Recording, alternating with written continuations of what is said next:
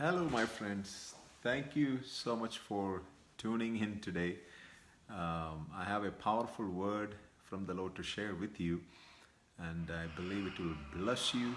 I want to share with you about the greatest crisis of our lifetime or greatest crisis of humanity.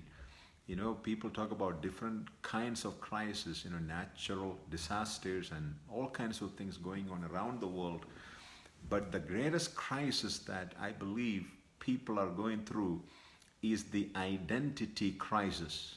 People are not sure who they are and whose they are. I believe that is the greatest crisis that people are going through. When I look at social media and other media outlets, what people are doing to themselves and what they think about themselves and anything that God has established, enemy wants to attack it, just like marriage, male and female. So when people attack those fundamental foundations of humanity, you know who is behind those people. It's not those people who are fighting against marriage and male and female identity, but it is the devil, Satan himself, who is attacking anything that God has established, any laws, any organization, any institution that God has established. The devil wants to attack it, and he has his people. So I want to share with you about identity crisis. If you are a human being, sometime, some point in your life, you might have asked yourself, who am I? And the sooner you can answer that question, the sooner that you can start actually living. There are three fundamental questions that everybody asked about to themselves. Who am I? Where do I come from? Why am I here? Only when you're ready to answer those three questions, you're actually ready to start living. So I want to share with you 7 facts about identity. This is going to bless you. I want to help you to discover who you are. If you don't know who you are, you will try to copy somebody else. Some other preacher, some other people, movie stars, sports stars, somebody else. I remember when I was in high school, some kids will try to dress up like the famous people, right? Either in the sports field or media or movie. They want to be like somebody else. Why do they want to be like somebody famous? Because they are not sure about themselves. That is the number one thing. If you are not sure about yourself, you try to copy somebody else. When I came into the ministry, when I saw great preachers or other ministries, I want to be like them. Thank God, God didn't answer my prayer. And I am Abraham John, but that's my name. That's not my identity. Any legal transaction or any official transaction you want to do in the natural, it requires a government issued ID, identity. You know what I mean? Driver's license or some form of ID, they require it. Same way in the spirit. If they require an identity, an ID in the natural to do a legal transaction or an official transaction, how much more when you want to do something in the spirit, it requires your identity, who you are in the spirit. And if you don't know who you are in the spirit, you won't be able to do any spiritual transaction in the spirit world. That is so powerful for you to understand. If you go to your state capitol building or a city building to do something, they will require an ID. They want to see who you are, where do you live, what's your name, your date of birth. Unless you provide that, they won't allow you to do that transaction, whether to buy a vehicle, to buy a house, or any kind of transaction. Same way in the spirit. Do you know why you are not effective in the spirit? Why the enemy is not scared of you, but you are scared of the enemy? Because you are not sure about your identity. That's the reason. Amen. So 7 facts about identity. That's what I'm going to share with you tonight or this evening or this morning, wherever you're watching from. Number 1, your identity determines your productivity. You know, many people talks about poverty around the world. You know, the truth is poverty is not the problem. Productivity is the problem. People don't produce anything. Do you know why they don't produce anything? Because they don't know who they are. They are not sure about their identity in the spirit. I'm talking about the identity in the spirit, not your name and address and date of birth, those natural identity. I'm talking about the identity in the spirit. So number one facts about identity is your identity determines your productivity. So if you want to increase your productivity, you need to surely know who you are in the spirit. And I will share with you today or tomorrow, depends on how much I will be able to share, how you can determine and discover your identity. Number two, your identity gives you confidence towards the enemy. Second fact about identity is your confidence toward the enemy. I shared with you a few days ago when I was in Bible school, there were people, they were looking for demons everywhere. They were looking for a demon under every dry leaf. Do you know why? Because they were scared of the devil. They were scared that the enemy was going to attack them and all those things because they were not sure about their identity in the spirit. If you're not sure about your identity in the spirit, you will look for what demons are doing. Amen? Your identity gives you confidence towards the enemy. Number three, third facts about identity is identity determines your self-image. Everybody has a self-image. Who and what you think about yourself. Your identity determines your self-image. Number four, identity determines your value. How much you value yourself is based on your identity. I have seen on social media, these people crosses borders looking for jobs and end up in slavery in different parts of the world. They don't value themselves because they don't know who they are.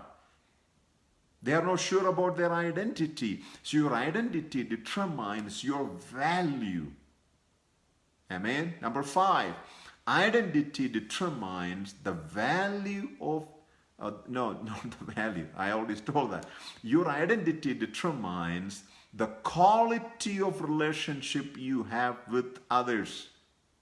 Your identity, how you view yourself, who you are, determines the quality of relationship with you have with other people.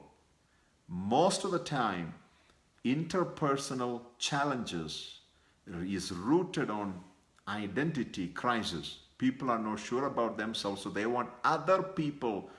They expect others to make them feel something that they don't feel about themselves.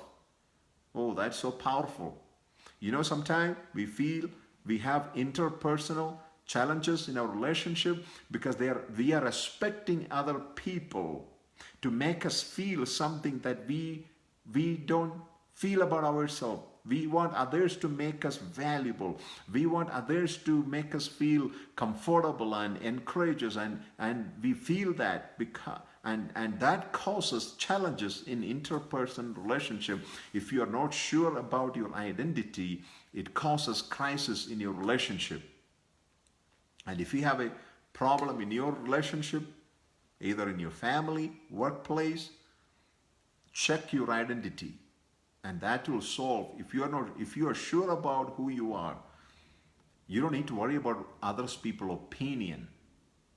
Amen. You don't need to look for others to make you feel valuable, because you already know you are valuable, because you are settled in your identity. The number one thing the enemy questions, even when he came to Jesus with the temptation, he asked him, if you are the Son of God.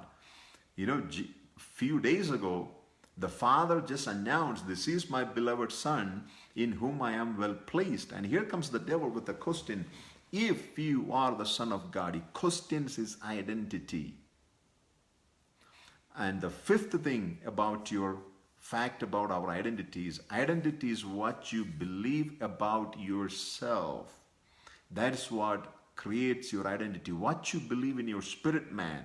Not what you carry in your wallet or in your purse, your identity in the natural, but what do you believe in deep down in your heart and in your spirit about yourself. That is the those are the 7 facts about identity. And the 6th one is, identity is the first place the enemy attacks in your life. When the enemy come against you, the first area the enemy attacks is your identity. So 7 things. I believe I said 7. So let me go over again. Identity determines your productivity. The second one is identity gives you confidence towards the enemy. That's the second one. Then the third one is identity determines your self-image. The fourth one is identity determines your value. Fifth one is identity determines the quality of relationship you have with others. The sixth one is identity is what you believe about yourself. And the 7th one is identity is the first area the enemy attacks in our life. When you are not sure about who you are, you just want to lay low and play safe. You won't attempt anything for God. You won't put yourself to take any risk for God because you are not sure about yourself. And God wants to heal your identity tonight in Jesus' name.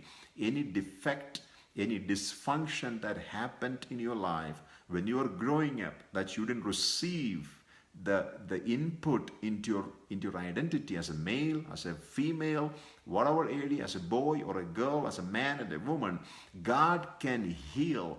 God can heal your DNA and restore your identity so you can stand strong against the storms of life, against the attacks of the enemy.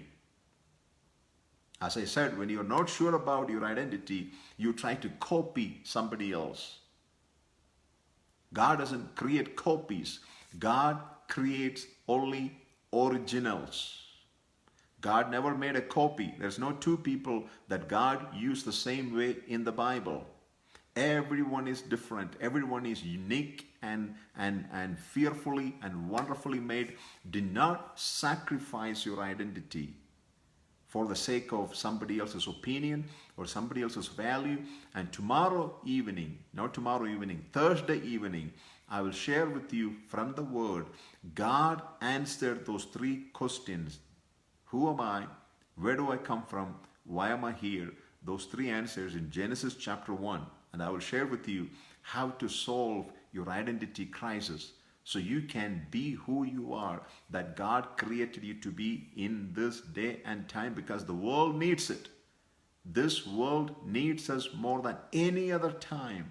The crisis that is going on around us, the identity crisis, that people are confused about who they are, why they are here. So thank you so much, my friends, for tuning in today. Please feel free to share this program on your timeline. I am getting so many encouraging comments. Thank you. I really appreciate it, that to know that you have been blessed by this broadcast. I come on live Monday, Wednesday, and Friday, 8 a.m. Mountain Time, Tuesday and Thursday, 7 p.m. Mountain Time. So tune in, share it, comment on it. If you're blessed by it, let me know what blessed you. And thanking God for the way that He has been using this broadcast. I am so blessed by you and by God. So thank you so much. Tomorrow morning, 8 a.m., I come on live, Mountain Time. So I will see you in the morning. Please don't forget to tune in and to share on your timeline. God bless you.